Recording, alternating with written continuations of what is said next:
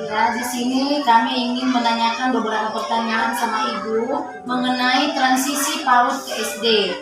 Pertanyaan yang pertama, apakah melalui PPDB, Ibu selaku kepala sekolah dapat mengenal kebutuhan peserta didik? Baik Ibu, bagus sekali pertanyaannya. Kalau menurut saya selaku kepala sekolah, semua guru-guru, terutama guru kelas 1 di tahun ajaran 2023-2024 ini betul-betul mengetahui dan mengenal sifat dan kebutuhan si anak setiap hari. Setelah kita memulai tahun ajaran baru ini, yaitu tahun 2023-2024 ini, sekolah kita SD 095209 Sordang Raya ini sudah melaksanakan transisi PAUD ke SD yang menyenangkan.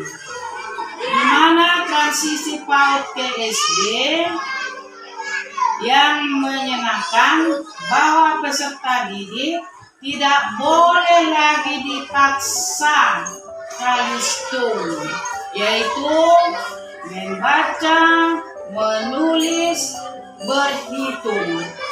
Jadi yang kita gunakan sekarang di ajaran tahun 2023-2024, sekolah menggunakan non-kalistung. Jadi tahun ini kita tidak bisa memaksakan si anak lagi harus tahu kalistung. Jangan dipaksakan si anak itu membaca, menulis, dan berhitung. Jangan dipaksakan lagi ya. Karena di masa transisi PAUD ke SD yang menenangkan ini, bagaimana siswa kelas 1 harus senang dan harus rindu ke sekolah. Jangan lagi kita membuat siswa itu, anak kita itu takut. Adanya itu takut gara-gara gurunya marah-marah dilihat. Meluk mukanya aja udah takut. Ya kan? Nah, jadi kemana lah biar si anak ini senang. Kita buatlah setiap hari itu. Harus kita dekat-dekatin dia. Apa kemauannya ikutin. Nah, gitulah kalau sama si anak akan lebih sama kelas 1. Jadi kita setiap hari harus kita periksa juga. Periksa si anak itu kalau datang dia periksa. Ya kan? Di mana dia duduknya. Di mana dia maunya yang senang buat. Nggak apa-apa itu ya kan? Nah, jadi yang seterusnya kita laksanakan transisi PAUD ke SD ini, haruslah kita suruh, udah kita suruhnya orang tua ya kan? Nah, harus orang tua ini juga mendampingi anaknya selama 2 minggu.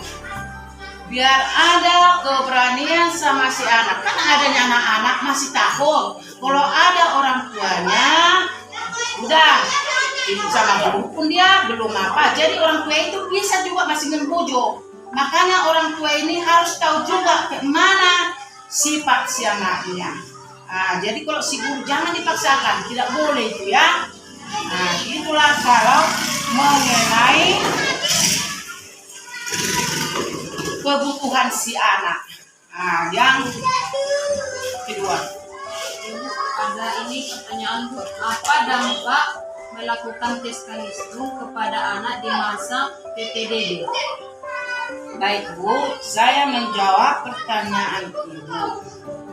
Yang dampak melakukan tes kalistung ini, yang pertama bisa membuat peserta didik karena takut ke sekolah, karena dia merasa dirinya tidak mampu dalam tes membaca, menulis, dan berhitung. Yang kedua, si anak merasa bosan. Dan yang ketiga, terasingkan atau tersingkir gitulah dari kawan-kawannya. Dia kayaknya tidak sanggup karena dia pendiam, ya kan? Kawannya sudah kemana lah kita bilang, udah jauh dia, udah biasa dia, apalagi udah TK, ya kan? Jadi inilah kurasa dampaknya yang takut ini. Yang berikutnya, takut yang tadi sudah aku bilang, takut sama si guru. Jadi itulah yang bisa saya jawab mengenai perempakan melakukan tes kalistung. Oke, terima kasih Ibu. Ini pertanyaan yang terakhir. Apa alternatif kegiatan salin tes kalistung yang dapat mendukung penguatan transisi PAUD SD, Ibu? Baiklah Ibu, saya menjawab pertanyaan Ibu yang ketiga, yaitu apa alternatif kegiatan salin tes kalistung yang dapat mendukung penguatan transisi PAUD ke SD yang menyenangkan. Yang pertama, kita melaksanakan membawa si anak keluar kelas dan kita menunjukkan, contohnya ini ya, kita menunjukkan di mana letak kamar mandi, di mana ruangan kamar mandi laki-laki, di mana letak kamar mandi perempuan, dan kamar mandi si guru laki-laki, guru yang perempuan. Jadi dan jangan salah kamar, ya kan? Jadi penting itu kita tuntun dulu, kita tunjukkan biar tahu mereka. Kita harus sabar. Nah, jadi yang seperti perpustakaan, misalnya kita tunjukkan itu. Inilah perpustakaan ya nak. Kalau mau membaca ada di sini, tapi ada peraturannya. Kalau kita mau minjam buku, itu aja kita bilang. Jadi udah tahu dia apa gunanya perpustakaan itu nanti lama-lama. Tapi gara-gara masih kelas 1, mereka ini belum paham. Hanya menunjukkan mana tempat perpustakaan dan apa isinya itu. Itulah kalau anak-anak kelas 1 masih. Jadi yang kedua, supaya si anak lagi mengenal guru-gurunya, kita membawa atau si guru kita panggil, ya kan? Tunjukkanlah mana guru kelas 1, mana guru kelas 2, mana guru kelas 3, kelas 4, dan kelas 6. Begitu juga sama guru bidang studi. Seperti olahraga, guru agama Kristen dan guru agama Islam. Jadi penting juga kita perkenalkan sama mereka. Dan begitu juga sama teman-temannya. Sesudah siap memperkenalkan guru-guru, kita bawa lagi ke ruangan. Kita perkenalkanlah sama kawan-kawannya, biar tahu mereka itu. Makanya kalau bentuk sama kelas 1 itu, bentuk mejanya harus bentuk apa itu? Letter U, biar orang itu bisa nampak terus kenal dia, ya kan? Nah, jadi begitulah kita buat.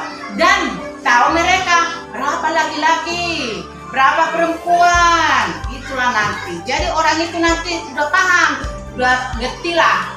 Jadi lama-lama dia nanti kan tambah rajin sekolah. Iya, tambah rajin sekolah. Dia pun nanti kalau contohnya mau kemana-mana, biarpun agak sakit, ya kan? Dia itu nanti vaksin ke sekolah. saking senangnya dia sekolah, pasti dia maksa sama mamanya. Sekolahnya aku, mak sekolah, pasti gitu nanti. Yang ganggu mamanya lah atau orang tuanya selama 2 minggu itu.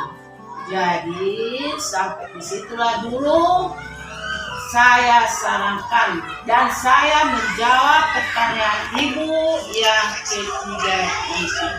Sekian dan terima kasih. Oke Ibu, terima kasih ya Ibu.